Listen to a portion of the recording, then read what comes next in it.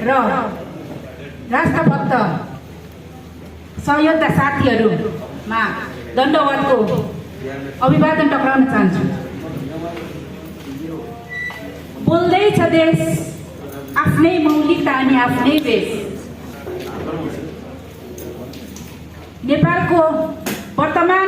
नेपालको विगत वर्तमान र भविष्य कस्तो खालको हुन्छ भन्ने विषयमा आज विशिष्ट व्यक्तिहरूबाट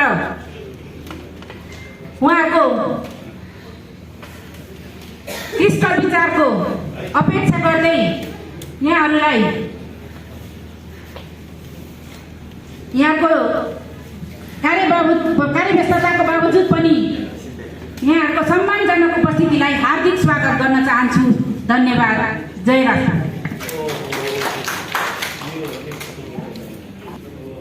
हाम्रो भित्र 5 जना मध्ये मैले एकजनाको नाम लिन सकिरहेको छैन है। उहाँले शुभकामना मन्तव्य राख्नुहुनेछ। मोहन लामा रुम्बा साथी सरको आजको सुरुवात कहाँबाट गर्न चाहन्छु भने यस्तो खालको कार्यक्रमहरूलाई प्रकारान्तरमा गएर राजनीतिकरण गरिदिने र त्यसको राजनीतिक लाभ लिन खोज्ने जस्तो त्यस्तो अभिप्राय कतिपय कार्यक्रमहरू पछि मलाई अनुभव भएको छ। 1 वर्षभित्र एउटा कार्यक्रममा म सहभागी भएको थिएँ। विषय चाहिँ मस्टो धर्म थियो।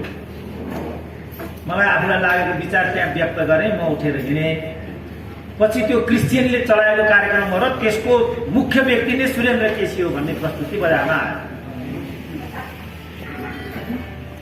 यस्तो हुनु हुँदैन। यो कार्यक्रमको पनि राजनीतिक लक्ष्य होला।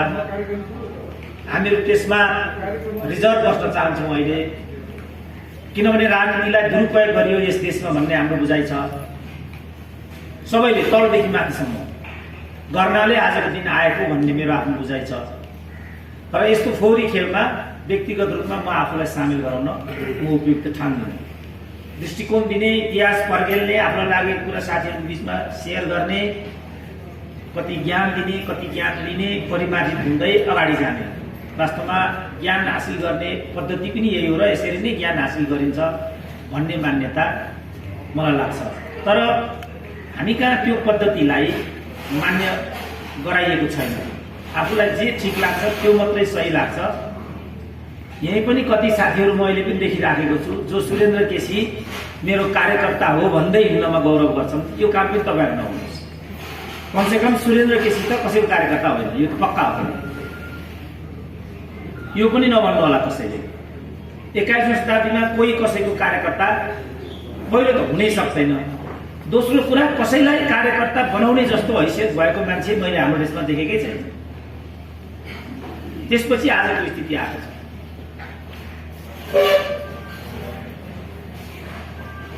दुःख लाग्दो कुरा छ, एकदमै दुःख लाग्दो कुरा। त्यसकारण हामी पछि परेका छौँ। नत्र भने अमेरिकाभन्दा ठ्याक्कै 10 वर्ष जेठो देश हो। 1776 AD मा अमेरिका बन्न थालेको। 1768 मा त जुन पृथ्वीनारायण शाहको भर्खरै हामीले पूजा गर्यौँ तिनले यो देशको जग बसालिसकेका। तर 250 वर्षपछि आज हामी हाम्रो देशको निर्माणको प्रक्रिया कस्तो हो भन्ने कुरामा एक ठाउँमा उभिन सकेका छैनौँ। जसरी अहिले यहाँ राष्ट्रिय गान बज्यो, यो राष्ट्रिय गान हुँदै होइन, यो राष्ट्रिय गान हामी सुन्दै सुन्दैनौँ, यसलाई बन्द गरौँ भन्ने कुरा अहिले हामीले सुन्छौँ। भनेपछि राष्ट्रिय गानमा पनि हामी एकमत छैनौँ, केहीमा पनि हामी एकमत छैनौँ। मैले यो कुरा भने कतिलाई एकदम पारो तातिसक्यो, किनभने हामी अर्काको कुरा सुन्नेपट्टि नै छैनौँ। अब कहाँबाट थाल्ने, कहाँबाट अन्त्य गर्ने चुनौती यो। मैले 37 वर्ष विश्वविद्यालयमा पढाएँ। 30 वर्ष पढाइसकेपछि मेरै विद्यार्थी मलाई खोज्न आइलाग्यो। त्यही क्याम्पसमा पढेको केटोहरू छ। अहिले यहाँ एउटा भेटेँ, म पनि पशुपति क्याम्पसमा हुने सहर भनौँ, त्यो पनि उसले अगाडि सरेर परिचय गरेन, अर्कोले गरे। गुरुसँग परिचित हुनु पनि लाग्ला साथ। यस्तो छ हाम्रो विद्याको परिपाटी। त्यसै कारण मैले भने कहाँबाट थाल्ने, कहाँबाट अन्त्य गर्ने, समाजलाई कसरी बुझ्ने, इतिहासलाई कसरी बुझ्ने, पूर्वजहरूलाई कसरी बुझ्ने, गुरुहरूलाई कसरी बुझ्ने, यो भन्नुपर्ने हो अहिले आएर हामीले। यत्रो प्राचीनतम सभ्यता भएको देश, कहिल्यै पनि विदेशी प्रभुत्वमा नझुकेको देश, कैयौं मुलुकहरूलाई सभ्यता सिकाउने देश, म्यानमारलाई पशुपालन गर्न सिकाउने देश, भुटानीहरूलाई कृषि खेती गर्न सिकाउने देश। आज भुटानले कोभिडमा सहयोग गर्ने ठाउँमा नेपाल आइपुग्यो। मैले यो एउटा प्रश्न उठाएँ एउटा अभिव्यक्तिमा, भुटानकै एउटा नेपाली मसँग झगडा गर्न आइलाग्यो, स्तब्ध भयो। यो पछौटेपनको कारण के हो? यो नबुझी अरू केही पनि कुरा बुझ्दैन कि हामीलाई लाग्दैन हामी पछौटे छौँ? सितिमिति मान्दैन नेपाली म पछौटे छु भनेर, तर ऊ पछौटे छ। यो वास्तविकता तथ्य नबुझी त कहीँ पनि अगाडि जान सकिँदैन। एरोनेटिक माथिबाट उड्दाखेरि पनि म कहाँ जाँदैछु भन्ने कुरा थाहा हुनुपर्छ। 1 इन्च मिस फायर भयो भने त्यो जहाज दुर्घटित हुन्छ। समाज पनि त्यस्तै। म सशस्त्रको एउटा प्रहरी कक्षामा क्लास लिन गएको थिएँ। समाजको बारेमा मैले त्यहाँ बोल्नुपर्ने थियो। नेपाली समाजमा विभेदहरू पनि छन्, असमानताहरू पनि छन्। कतिले आफूलाई उत्पीडन महसुस गर्छन्, कतिले गर्दैनन्। यसलाई व्यवस्थित गर्न सक्नु नै वास्तवमा साँचो अर्थमा नेपाली राष्ट्रियताको प्रारम्भिक बिन्दु हुन्छ। यो जबबाट म त्यहाँ अलिकति अगाडि बढेँ। क्वेसन एन्सरको पनि फेज आयो। अधिकृत मध्ये कतिले त्यो कुरामा सहमति जाहेर गर्न अस्वीकार गरे कि नेपाली सशस्त्र संगठन संरचनामा विभेद छ भन्ने कुरा सही होइन। मैले एउटा जातको नाम लिएर त्यहाँ भने यो जातको मान्छे यहाँ कोही छ कि छैन? एउटा एसपीले भने छ, म केही हुँ, उठ भनेर उठ्यो। त्यो भएर तिमीलाई सशस्त्र प्रहरी संगठनभित्र विभेद र उत्पीडन हुन्छ भन्ने कुरा लाग्छ कि लाग्दैन? नडराइ भन म यहाँ छु भने लाग्छ भने। जबसम्म त्यो मान्छेलाई लाग्दैनको स्थिति हामीले निर्माण गर्न सक्दैनौँ तबसम्म हाम्रो राष्ट्रियता सुदृढ हुन सक्दैन। तर हामी यो कुरा मान्न तयार छैन। जबसम्म हामी यो कुरा मान्दैनौँ तबसम्म हाम्रो यात्रा सुरु हुँदैन। हामी अल्झिने कारण यही हो। राजाले 30 वर्ष पञ्चायत व्यवस्था चलाए, कैयौं मान्छेलाई मन्त्री बनाए, प्रधानमन्त्री बनाए, अरू सबै कुरा बनाए। तर मलाई लाग्छ एकदम कम मान्छेले मात्रै त्यसप्रति कृतज्ञता जाहेर गरे। त्यसपछि राजाले त्यहाँबाट एक्लै नागार्जुनपुर जानु पर्यो। त्यति बेला राजाले 30 वर्ष जसलाई संरक्षण गरेको थियो अरूको आवाज त सुन्यो यदा कदा, तर ती मान्छेको आवाज सुनिएन। मैले भेगबहादुर थापाकी छोरीको किताब एउटा पढेको थिएँ। तपाईँले चिन्नुहुन्छ डाक्टर भेगबहादुर थापालाई? सबैभन्दा बढी राजाले संरक्षण गरेका सीमित व्यक्तिहरू मध्येमा एकजना डाक्टर भेगबहादुर थापा पनि हुन्।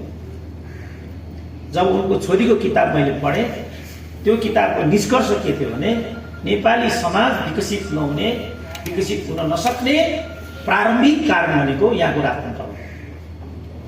फेरि एकपल्ट मैले के एउटा अन्तर्वार्ता सुने डाक्टर भेगबहादुर थापाको भनेदेखि, म अमेरिका जाँदैछु भोलि कर्सी कलको लागि छोरीको किताब राष्ट्रपति डाक्टर रामवरण यादवलाई उपहार दिउँ भनेर बुझाएर फर्केको। उहाँ आफूमाथि गौरव गर्नुहुन्छ कि आफ्नो छोरीमाथि गौरव गर्नुहुन्छ? आफ्नो कृतिमाथि गौरव गर्नुहुन्छ कि आफ्नो छोरीको कृतिमाथि गौरव गर्नुहुन्छ? तर यो एउटा प्रतिनिधि घटना मात्रै हो। यस्ता पात्रहरू त्यहाँ थुप्रो छ। त्यसपछि कम्युनिस्ट भए ठाउँमा हो, जो आजको मेरो टपिक हो। त्यसको मूर्धन्य नेता हाम्रो मञ्चमा हुनुहुन्छ आज, राधाकृष्ण मैनाली। त्यो व्यवस्थाको लागि उहाँ 12-14 वर्ष कठोर जेलमा बस्नुभयो। त्यसपछि उहाँको जे राजनीतिक आयाम गुज्र्यो त्यो हाम्रो आँखाको अगाडि छ र आज उहाँ हाम्रो अगाडि साक्षात् पनि हुनुहुन्छ, पछि उहाँ बोल्नु पनि हुन्छ। उहाँको त्यो लामो जेल जीवनको अनुभूति के छ, राजनीतिक जीवनको अनुभूति के छ, के कारणले आज उहाँ त्यहाँ हुनुहुन्छ र अब उहाँ कहाँ जान चाहनुहुन्छ? नेपाली कम्युनिस्टहरू कस्ता थिए, त्यसपछि के भए, अनि कहाँ छन्, त्यसपछि के हुन्छ भन्ने मलाई लाग्छ साङ्गो पाङ्गो उत्तर यही नै। किन हिजो त्यो गरियो, त्यसपछि किन त्यस्तो भयो, अब के हुन्छ होला भन्ने आकलन गर्ने सबैभन्दा अधिकारी व्यक्ति उहाँहरू नै। मैले 52 सालमा कम्युनिजममा विद्यावारिधि गरेको थिएँ। त्यसको निष्कर्ष के थियो भने नेपालमा कोही पनि कम्युनिस्ट छैन। नेपाल टेलिभिजनमा मेरो एउटा अन्तर्वार्ता आएको थियो एकपल्ट, कम्युनिजम भनेकै के हो, प्रश्न यो थियो त्यहाँ। मैले भनेको थिएँ उत्पादनका साधनमाथिको सामाजिकीकरण र सबैबाट आवश्यकता अनुसार, सबैलाई आवश्यकता अनुसार, सबैबाट क्षमता अनुसारको सिद्धान्त नै वास्तवमा कम्युनिजम हो। उत्पादनका साधन भनेको जति उत्पादन छ, जति कल कारखाना छन्, जति राष्ट्रिय सम्पत्ति छ, त्यसमा सबैको पहुँच हुनु पर्यो। उदाहरणको लागि 1 महिना अगाडि कम्युनिस्टको सरकार थियो नेपालमा, हामीहरू कोभिडमा थियौँ। त्यो सरकारले के भन्यो भने PCR आफै गर्नुपर्छ, उपचार होइन, PCR भनेको कोभिडको प्रारम्भिक कुरा हो।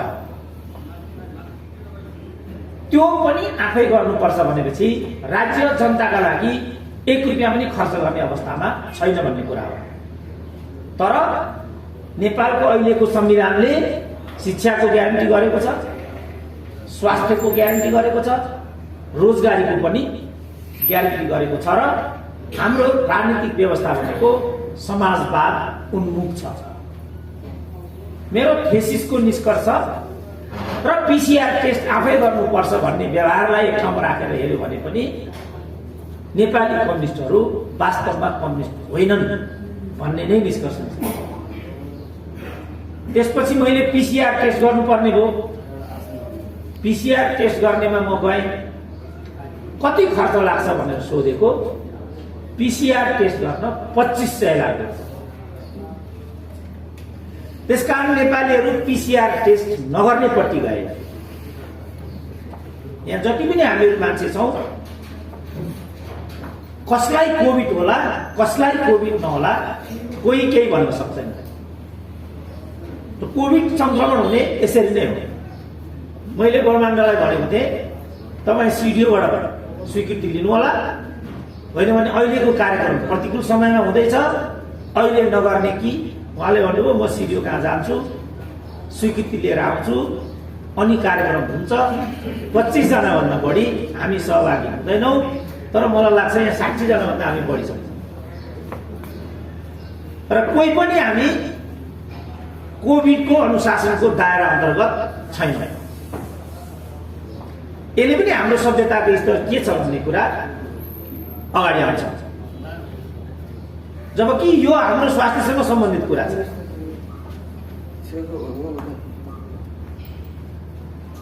अब के भन्ने यसलाई, हामी किन यस्ता भएका छौँ भन्ने प्रश्न नै महत्त्वपूर्ण प्रश्न हो। गाउँदेखि केन्द्रसम्मको कम्युनिस्टको चरित्रको कुरा पनि भनिएको छ यहाँ। हाम्रा पालामा कम्युनिस्टभन्दा पवित्र अर्को हुँदैन भन्ने नेताहरू व्यवहारद्वारा हामीलाई सिद्ध गर्थे। उनीहरू जस्तो बोल्थे, जस्तो लाउँथे, जस्तो खान्थे, वास्तवमा त्यो कम्युनिस्ट जस्तो नै लाग्थ्यो। राधाकृष्ण मैनाली यहीँ हुनुहुन्छ, उहाँसँग तपाईँ कुरा गर्नुहोस्, उहाँ ठुलो बोल्नुहुन्न, उहाँ झर्किनुहुन्न, उहाँ रिसाउनुहुन्न, गलत खानेकुराको अभ्यास उहाँसँग छैन। वास्तवमा कम्युनिस्टको प्रतिमूर्ति हो राधाकृष्ण मैनाली, जहाँसम्म मैले उहाँलाई भनेको छु।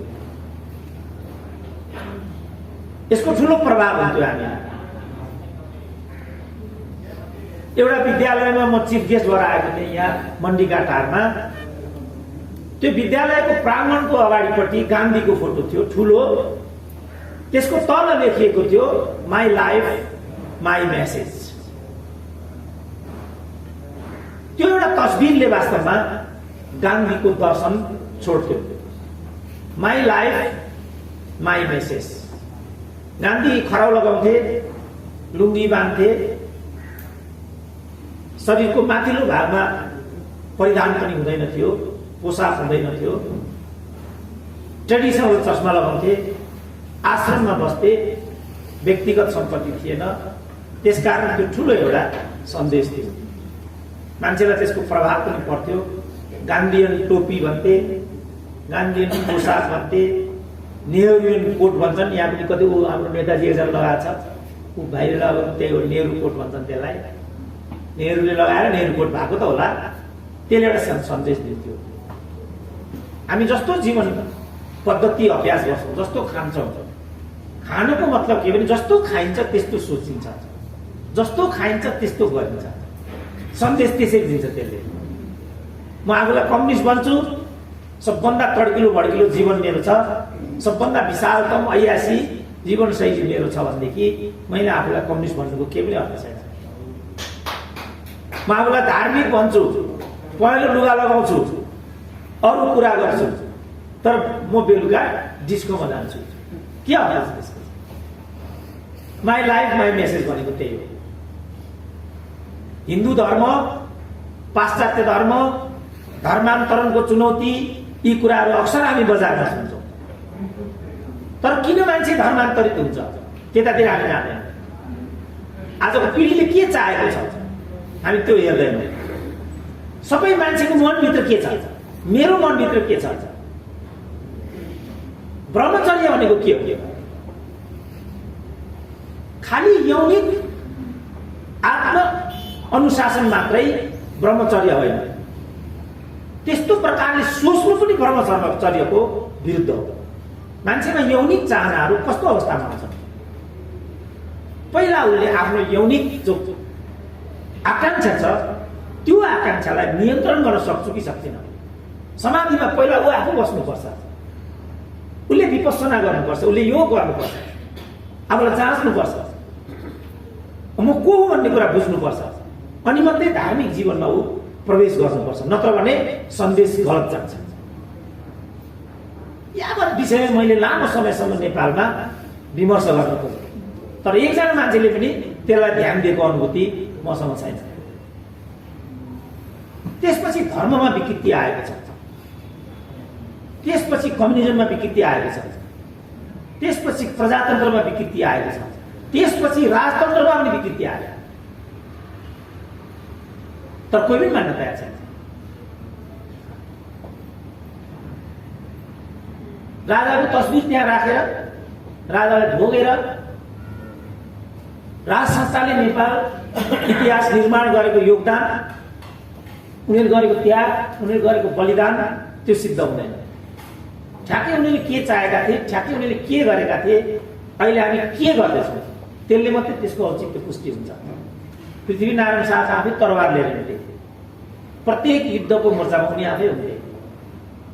कीर्तिपुरको पहिलो युद्धमा पृथ्वीनारायण शाहलाई मार्न मात्रै आँटिएको थियो। कुनै एउटा लोकल मान्छेले राजालाई त काट्नु हुँदैन त, राजालाई मात्रै काट्ने हो भनेकोतिर ध्यान गयो त्यो मान्छेको। त्यो बेला गोर्खाली सेनाले पृथ्वीनारायण शाहलाई पिकअप गरेर मर्नबाट बचाएको। काठमाडौँको त्यो मान्छेको पृथ्वीनारायण शाहप्रतिको अनुराग होइन, त्यो राजतन्त्रप्रतिको अनुराग। राजा के हो भन्ने कुरा उठ्थ्यो। उसलाई यो राजासँग मतलब थिएन, ऊ राजासँग मतलब थिएन, ऊ राजाको रहित थियो, तर राजा सबै एक हुन् भनेर ऊ थियो। उसको दार्शनिक आधार यो थियो र यो अनुसारको उसले आचरण गर्यो त्यहाँ। त्यसकारण पृथ्वीनारायण शाहको जीवन त्यहाँ रह्यो अनि हामीले यो देश पायौँ। अहिले मान्छेलाई ठट्टाको विषय भएछ, त्यसै पनि होला त यो देश। तर यसको सैद्धान्तिक आधार के हो, यसको दार्शनिक आधार के हो, यसको वस्तुगत स्थिति के हो, यसको आत्मगत स्थिति के हो, के कारणले त्यो अभियान अगाडि आएको थियो, के कारणले त्यो टिक्यो, के कारणले नेपाल बन्यो। विश्वविद्यालयमा अनेक पाठ्यांशहरू बन्छन्, अनेक पढाइ हुन्छ, तर जानुहोस् अहिले पनि पृथ्वीनारायण शाहको अभियान गोर्खाको विस्तार थियो कि नेपाल राष्ट्रको एकीकरण थियो भन्ने डिबेट अहिले पनि चल्छ त्यहाँ। 250 वर्ष भइसक्यो यो देश बनेको। यो देश बन्नुको औचित्य थियो कि थिएन भन्नेमा डिबेट हुन्छ आज। म जन्मिसकेँ नि, अब यो जीवनलाई सार्थक बनाउने हो मैले। जन्मदाताहरूप्रति आफ्नो कृतज्ञता प्रकट गर्ने हो, पुष्टि गर्ने। मसँग योभन्दा अर्को विकल्प छैन। आमा बाबुलाई सरापेर उनीहरूप्रतिको कृतज्ञतालाई उपेक्षा गरेर मैले भोलिको पिँढीलाई के सिकाउनु खोजेको, के शिक्षण त्यसबाट? हाम्रा पालामा आमा बाबुप्रतिको प्रतिबद्धता, कृतज्ञता, आमाहरू बाबुहरू आफ्नो जीवनका अभिन्न अङ्ग हुन् भन्ने त्यो सन्देश हामी जीवनबाट दिन्छौँ। आज आमा बाबु बोझ बनेका छन्। त्यही आमा बाबुले दिएको छोरो चाहिँ सबैभन्दा प्यारो, अनि त्यो छोरो जन्माउने आमा बाबु चाहिँ सबैभन्दा घिनलाग्दो भनेपछि हामीले जीवनलाई कसरी बुझेको? देशको कुरा त्यही हो। यो देश हामीलाई चाहिन्छ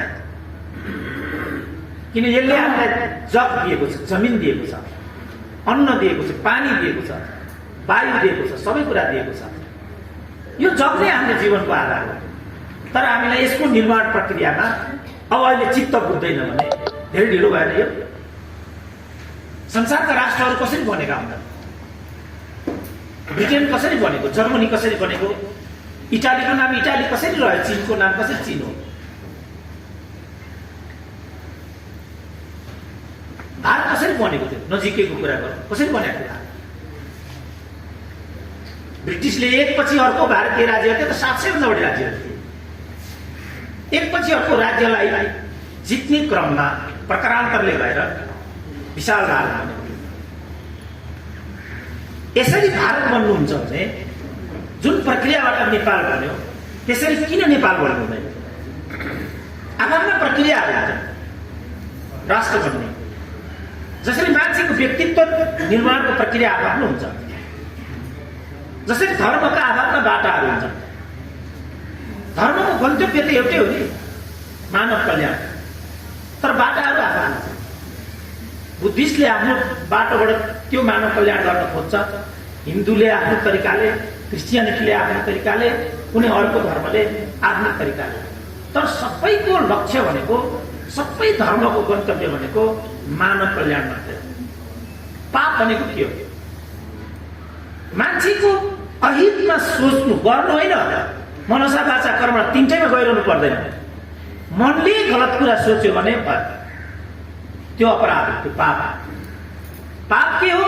मान्छेको अकल्याणका लागि केही हरकत गर्नु, त्यही हो पाप। मानव मात्रको कल्याणको लागि केही कुरा गर्नु, त्यही धर्म। त्यसको लागि हिन्दू नै हुनुपर्छ भन्ने के छ? त्यसको लागि क्रिस्चियन नै हुनुपर्छ भन्ने के छ? त्यसको लागि बुद्धिस्ट नै हुनुपर्छ भन्ने के छ? एउटै लक्ष्य कृत सङ्कल्पित भएर लाग्यो भने कुनै धर्म लिए पनि केही फरक पर्दैन। यो सिद्धान्तबाट गइयो भनेदेखि मान्छे एक धर्मबाट विकसित भएर अर्को धर्ममा जानुपर्ने अवस्थै बन्दैन। जब त्यहाँ लालच आउँछ, जब त्यहाँ स्वार्थ आउँछ, त्यसपछि यी सबै कुराहरू हुन्छन्। महाभारतको शान्ति पर्वले भन्छ सुरुमा त राज्य पनि थिएन, किनभने त्यहाँ लोभ थिएन, पाप थिएन, अपराध थिएन, त्यसकारण राज्य पनि थिएन।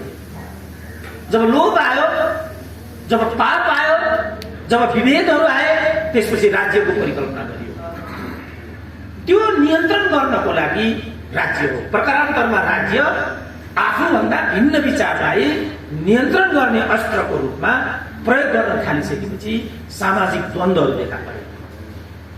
ती द्वन्द्वहरूलाई कसरी शमन गर्ने, त्यसको एउटा विधि कम्युनिजम हो। मैले बुझेको कम्युनिजम यति हो। र त्यो अनुसार नेपाली कम्युनिस्टहरूले काम नगरेको भन्ने मेरो पिएचडी को निष्कर्ष थियो। समय बित्दै गयो, यो 25 वर्ष अगाडिको कुरा थियो। 26औं वर्षमा पनि नेपाली कम्युनिजमको चरित्रमा परिवर्तन छैन।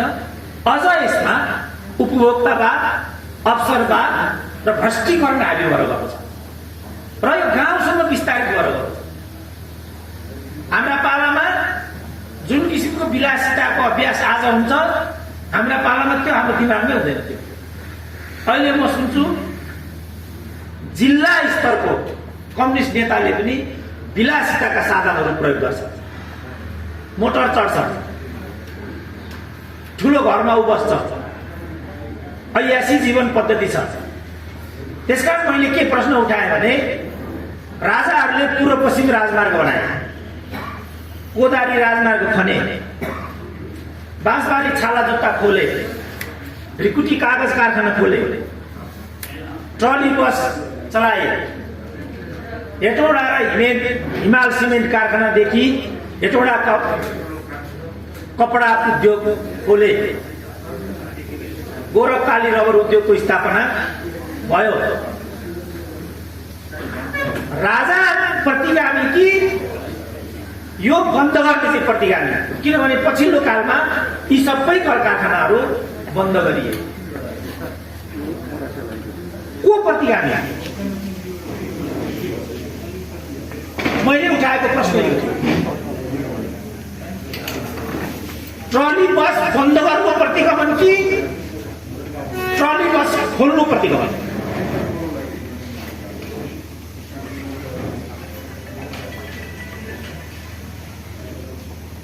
के हो प्रतिगमन भनेको?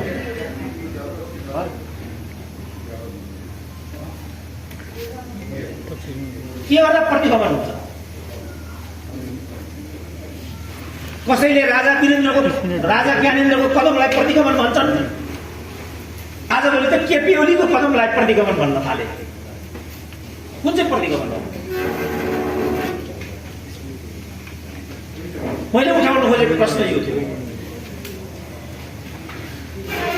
केपी ओलीको प्रतिगमन हो भने त राजाको कदमलाई अग्रगमन हो भन्नु पर्यो।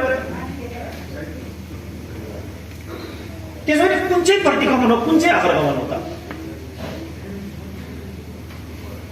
मैले विमर्श गर्न खोजेको। यसमा बुद्धिको प्रयोग हुन्छ कि हुँदैन? यसमा जे भने हुन्छ, जस्तो अहिले प्रचण्डले भनिरहेछन् ओलीले ल्याएको अध्यादेश प्रतिगमन लक्षित थियो, हामीले ल्याएको अध्यादेश लोकतन्त्र लक्षित छ। यहाँ हाम्रो कानुनविद हुनुहुन्छ भट्टराईजी विष्णु, उहाँले यसमा पछि प्रश्न पार्नु होला, यो दुईटामा के छ तात्विक भिन्नता? त्यो बेला सोनामधन्य गणेशराज शर्माजी विख्यात कानुनविद्ता हुनुहुन्थ्यो, कानुन व्यवसायी हुनुहुन्थ्यो। उहाँलाई मैले एउटा प्रश्न सोधेँ, गणेशराजजी तपाईँले मनमोहनको मुद्दा पनि लिनुभयो, गिरिजाबाबुको मुद्दा पनि लिनुभयो, किन यस्तो गर्नुभएको? किनभने गिरिजाको मध्यावधिको सिफारिस र मनमोहनको मध्यावधिको सिफारिस बिचमा जमिन आसमानको फरक थियो।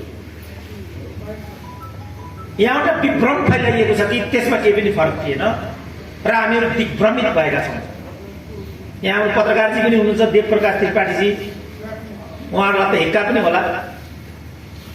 जमिन आसमानको फरक थियो यसमा। सक्यो? जमिन आसमान थियो त्यो दुईटाको बीचमा। उहाँले भन्नुभयो यसमा फरक हुँदाहुँदै पनि मैले दुवै प्रधानमन्त्रीको सिफारिसमा बहस किन गरेको भने म चाहिँ प्रधानमन्त्रीत्व प्रणालीको पक्षधर हुँ। मध्यावधि भनेको प्रधानमन्त्रीको विशेषाधिकार हो। यसले के देखायो भने कानुनविदहरू पनि एउटा धर्म परिपालन गर्नको लागि प्रतिबद्ध भएर अगाडि बढ्नुपर्छ। एमाले हो भन्ने तस्करको मुद्दा बोकेर हिँड्ने, एमाले हो भन्ने ज्यानमाराको मुद्दा बोकेर हिँड्ने, कांग्रेस हो भन्ने प्रजातन्त्र विरोधी मुद्दा बोकेर हिँड्ने, यो मिल्छ कि मिल्दैन भन्ने प्रश्न हो। कानुनविद मान्छेलाई त मिल्छ, किन ऊ व्यवसायी मात्रै हो। एउटा डाक्टरले कांग्रेसको उपचार गर्छु कम्युनिस्टको उपचार गर्छु त भन्न भएन नि, किनभने ऊ चिकित्सक मात्रै हो। कानुन व्यवसायीको कुरा पनि त्यही हो। तर ऊ पार्टीको क्याडर हो भने त पार्टीको धर्म त त्यहाँ आकर्षित हुन्छ। गणेश राज शर्मा मैले चिनेसम्म कुनै पार्टीमा प्रतिबद्ध हुनुहुन्न थियो, उहाँ साँचो कानुन व्यवसायी हुनुहुन्थ्यो।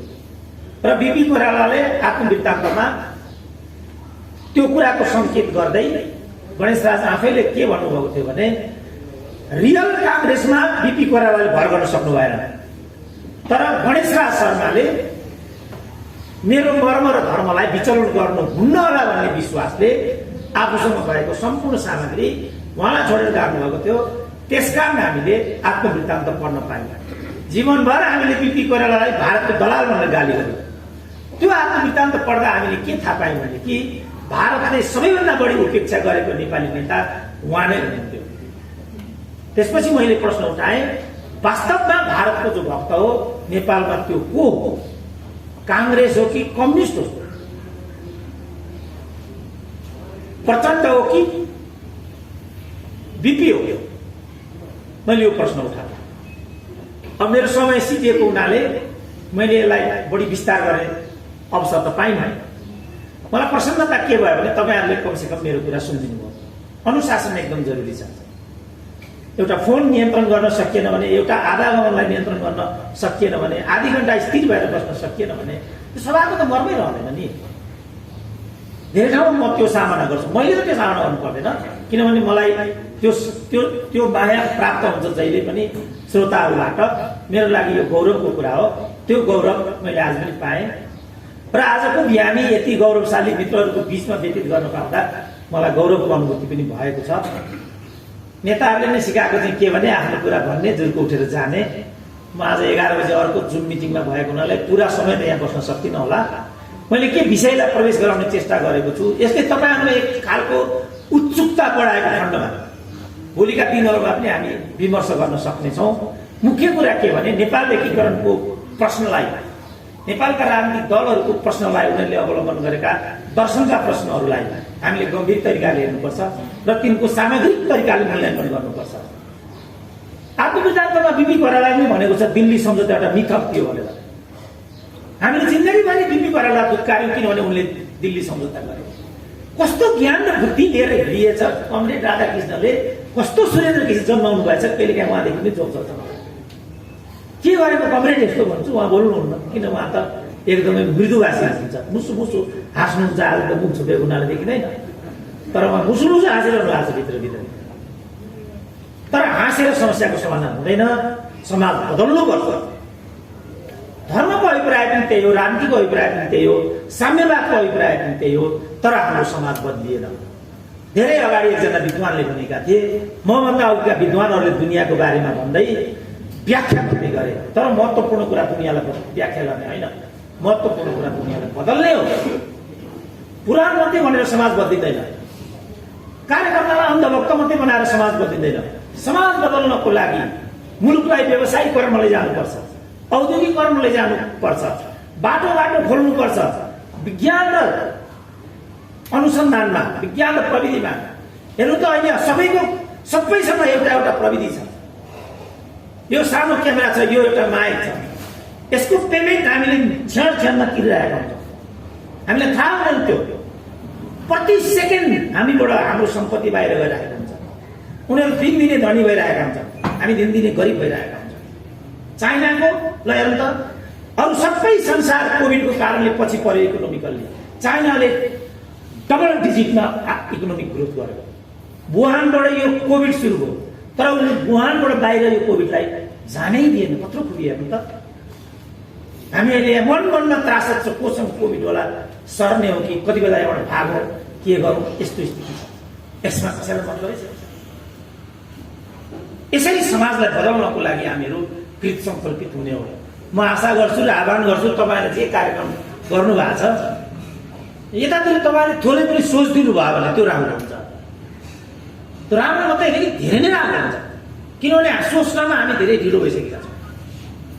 र मान्नु होला यति तपाईँहरूले धेरै पछि परेका छौँ। हामीले धेरै नै अगाडि जानुपर्ने छ। कुनै पनि क्षेत्रबाट हामीले मान्छे भूमिका खेलेका छैनौँ। सताताल सङ्क्रमणमा छौँ हामीहरू। पीडादायी कुरा हो। पार्टीबाट स्वतन्त्र बसेर, राजनीतिबाट स्वतन्त्र बसेर धर्म र आध्यात्मसँग जोडिन खोजेर प्राप्त गरेको यो ज्ञान मैले प्राप्त गरेको ज्ञान र बाटो म आह्वान गर्छु सबैले हामी विपස්සना गरौँ, सबैले योग गरौँ, संयम हौँ, त्यसपछि हामी लक्ष्यमा पुग्न थाल्छौँ। सबैलाई लक्ष्यमा पुग्ने प्रतिबद्धता जाहेर होस्, त्यसको लागि आजको क्षणले काम गरोस्। म यति भन्ने बिदा लिन्छु।